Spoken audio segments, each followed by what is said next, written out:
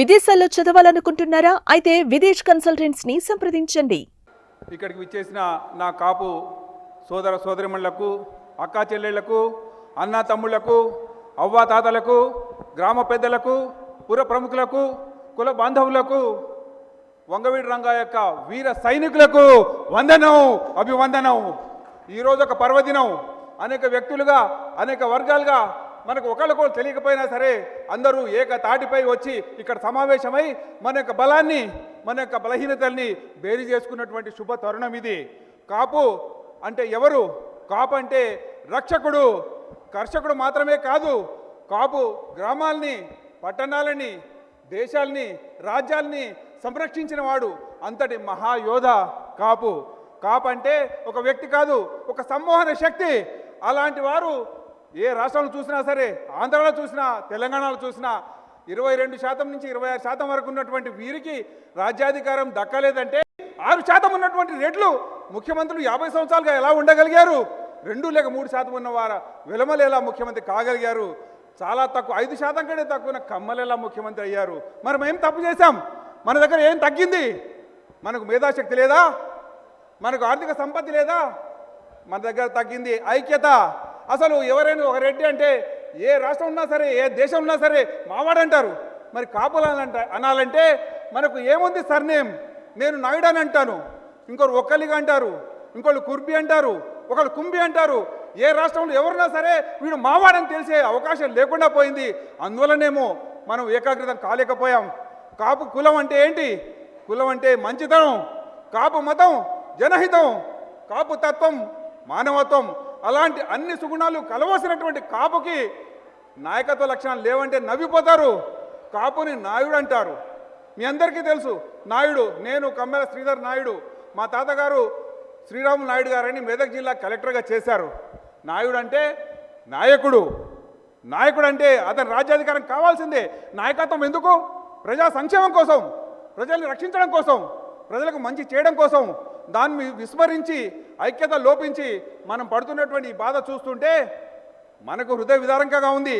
కానీ ఇతర కులాలకు వాళ్ళు నవ్విపోతున్నారు. వెనక్కి తిరిగి వీళ్ళ ఐక్యత లేకపోవడమే మనకు వరం అని చెప్పి వాళ్ళని కనుక మనం ఎంత దూరంగా ఉంచగలిగితే అంతవరకు మనం రాజ్యాధికారం కాపాడుకోగలుగుతాం. చేస్తున్నటువంటి కుటిల యత్నంలో, కుట్రలో భాగంగా మనందరం కూడా మామూలుగా మిగిలిపోతున్నాం. నేను ఒక ఉదాహరణ చెప్తాను. నా భార్య డాక్టర్ ఉండవల్లి శ్రీదేవి. ఆమె కాపు కాదు, ఆమె ఎస్సీ. నాకు ఆమె జూనియర్గా ఉంది. నేను ఆమె పాఠాలు కూడా చెప్పాను. ఆ తర్వాత కొన్ని సంవత్సరాల తర్వాత మేము ప్రేమించి పెళ్లి చేసుకున్నాం. మాది కులాంతర వివాహమే. మాకు 2 బంగారు బిడ్డలు కలిగారు. వాళ్ళు 2 ఎంబీబీఎస్ చేస్తున్నారు. గత 5 సంవత్సరాల క్రితం మేము ఎమ్మెల్యే టికెట్ కావాలని వైఎస్ఆర్సీపీని అభ్యర్థించడం జరిగింది. అప్పుడు ఇద్దరం ఇచ్చాం. నేను కాపు తరఫు నుంచి నేను అడిగాను, ఎస్సీ తరఫు నుంచి ఆమె అడిగింది. ఎస్సీ రిజర్వేషన్ ఎలాగూ ఉంది. వాళ్ళు ఆలోచించుకొని, అయ్యా నీ భార్యకి టికెట్ ఇస్తాం, నువ్వు గట్టిగా పోరాడితే మీకు ఛాన్స్ ఉంది. ఎందుకంటే మీరు డాక్టర్స్గా ఉన్నారు. నేను 20 సంవత్సరాల నుంచి నేను కిడ్నీ స్పెషలిస్ట్గా, కిడ్నీ ట్రాన్స్ప్లాంట్ సర్జన్గా నేను ఎంతో గొప్ప సేవలు అందించా. మరి నీకున్న మంచి పేరుతో కొంతవరకు గెలిచే అవకాశం ఉందని తెలిసినప్పుడు ఆయన ఒకటే మాట చెప్పారు. మేము పోటీ చేయబోతుంది తాడికొండ, అంటే అమరావతి కాన్స్టిట్యున్సీ. అందులో ఎప్పుడు తెలుగుదేశం గెలుస్తుంది. 7 నుంచి 8 వేల వరకు మనం ఓటుతో ఓడిపోతున్నాం. మీరేం చేయాలి అంటే, తాడికొండ కాన్స్టిట్యున్సీలో 16,000 మంది కాపులు ఉన్నారు. ఆ కాపుల్లో కనీసం 10,000 మంది కాపులు మీకు ఓటేస్తే నీ భార్య గెలుస్తుంది, లేకపోతే మీరు ఓడిపోతారు. ఇక నువ్వు ఈ ఎలక్షన్ గెలిపించేది ఎవరంటే కాపులే. అక్కడ ఉన్నటువంటి ఎస్సీలు అందరూ సరిసమానం ఉన్నారు. ఈ 16,000 ఎటు పోతే వాళ్ళు గెలుస్తారు. ఒకవేళ నువ్వు తెచ్చుకోలేకపోతే, ఆ కాపులు నీకు ఓటేయకపోతే ఎస్సీ కాన్స్టిట్యున్సీలో ఉన్న నీ భార్య ఓడిపోతుంది. దాన్ని కంకణబద్ధుడై దానికోసం అహర్నిశలు కష్టపడి అక్కడ ఉన్నటువంటి 6 నుంచి 8 గ్రామాలు కాపు గ్రామాలే ఉన్నాయి. అయినవోలని, వన్వంత్రి, తాళ్ళూరు అని చెప్పి, పేరేచర్ల అని, వీటన్నిటిలో కాపుల మీటింగ్ నేను పెట్టాను. అయ్యా నేను కాపుని, నా భార్య పోటీ చేస్తుంది, మీరు ఓటేసి ఆమె గెలుస్తుంది, లేకపోతే మనకు అవకాశం లేకుండా పోతుంది. జగన్మోహన్ రెడ్డి గారు అప్పుడు మాకు టికెట్ జగన్మోహన్ రెడ్డి గారు, ఇది ఓడిపోయే సీటు, మీ డబ్బులు పోతాయి, మీ కెరీర్ పోతుంది, ఇది ఛాలెంజ్గా తీసుకొని చేస్తే చెయ్యండి, లేదంటే వెళ్ళిపోండి అని కూడా చెప్పాడు. అన్నా నేను గెలిపిస్తా, నేను ప్రయత్నిస్తా, మాకు అవకాశం చాలా అరుదుగా వస్తుంది, నేను ట్రై చేస్తా. ఎస్సీలలో ఆమె ఎస్సీలో ఉన్నటువంటి ఆ టగ్ ఆఫ్ వార్ని ఎవరు తగ్గించలేరు. అక్కడ ఉన్నటువంటి రాజకీయ సమీకరణలు అలాగే ఉన్నాయి. ఎలక్షన్ మూమెంట్ వచ్చేటప్పటికి నివురుకప్పిన నీరులాగా కాపులందరూ ఏకమయ్యారు. ఈ 16,000లో మాకు 12,000 ఓట్లు వచ్చినాయి. అందువల్ల మేము గెలిచింది ఎలా అంటే 4,000 ఓట్లలో గెలిచాం. అంటే ఓడిపోయే సీట్ని కాపులు ఏకమవుతే దాన్ని తారుమారు చేయగలరని చెప్పి వీరు కనుక పట్టుదలతో ఉంటే, కృత నిశ్చయంతో, వజ్ర సంకల్పంతో, అవిరల కృషితో, అహర్నిశలు కష్టపడి వీళ్ళు చేసిన కృషి వల్ల ఆమె గెలిచింది. అప్పుడు నాకు తెలిసింది కాపుల పవర్ ఏంటో. కాపులు ఏకమవుతే రాజ్యాధికారం అని తప్పకుండా చేజించుకోగలుగుతాం.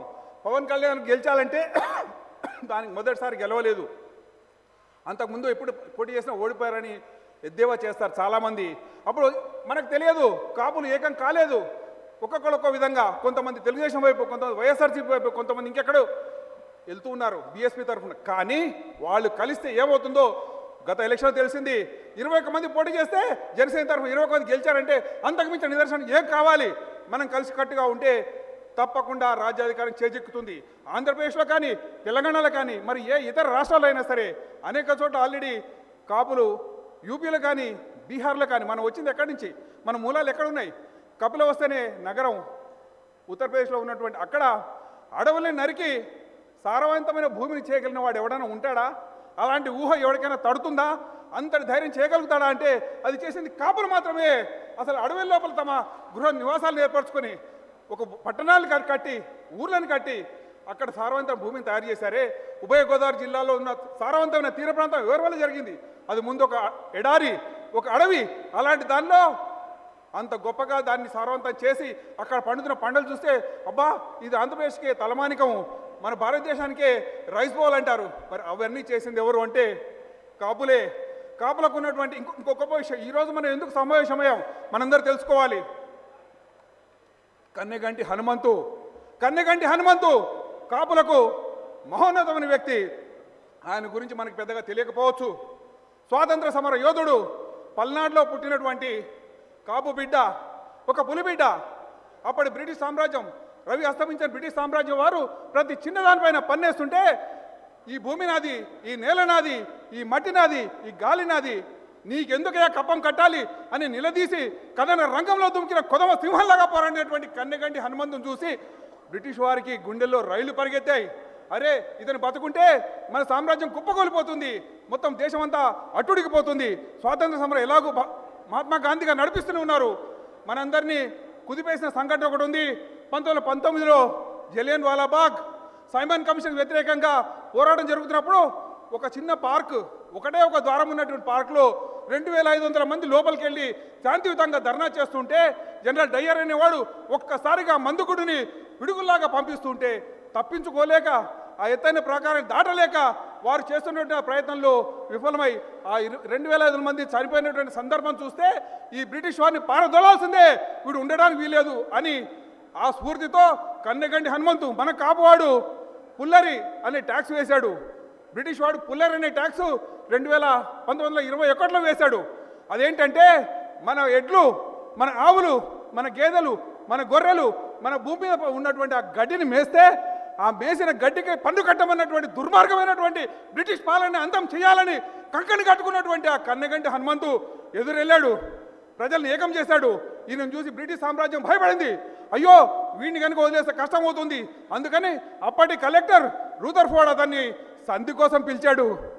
ఎదురుగా వస్తే ఎదుర్కోలేనని సంధి కోసం పిలిచి దొంగ దెబ్బ తీసి అతన్ని ఆ సంధిలో తల నరికి ఆ తలని ఊర్లు కూడా ఊరేగించినటువంటి సందర్భం చూస్తుంటే ఈరోజు ఫిబ్రవరి 22న 123వ సంవత్సరం వర్ధంతి, కన్నెగంటి హనుమంతు యొక్క వర్ధంతి కోసం మనం ఇక్కడ సమావేశమయ్యాం.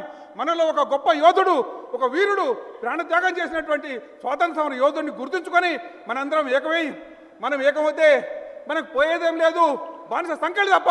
మన బిడ్డలు బంగారు భవిష్యత్తు కావాలన్నా సరే, మనం రాజ్యాధికారం దిశగా పయనించాలన్నా సరే, మన రాష్ట్రాలు ఎక్కడన్నా సరే, అది యూపీలో కానీ, బీహార్లో కానీ, ఆంధ్రాలో కానీ, తెలంగాణలో కానీ, కర్ణాటకలో కానీ, తమిళనాడులో కానీ మన వాళ్ళందరూ ఉన్నారు. కేవలం మన వాళ్ళ యొక్క రాజ్యాధికారం దిశగా పయనించాలని, మన యొక్క సంఘటిత శక్తితో దేశము అగ్రగామిగా నిలవాలని, అలాంటి గొప్ప ఐక్యత కోసం మనందరం పోరాడాలని ఎక్కడన్నా సరే మన శక్తివంతం లేకుండా మనం కష్టపడి మన ఈ కాపు కులాన్ని కాపు తెలగ బలిజ ఒంటరి వాళ్ళందరూ మన అన్నదమ్ములే, వాళ్ళందరి ఐక్యత కోసం వారికి అభ్యున్నతి కోసం వారిని అగ్రగమం చేయడం కోసం చేసే ఈ ప్రయత్నం సఫలం కావాలని. జై కాపు, జై తెలగ, జై ఒంటరి, జై జై మోహన్ రావు. సుమన్ టీవీలో మీ పర్సనల్ అండ్ బిజినెస్ ప్రమోషన్స్ కోసం కింది నెంబర్కి కాంటాక్ట్ చేయండి.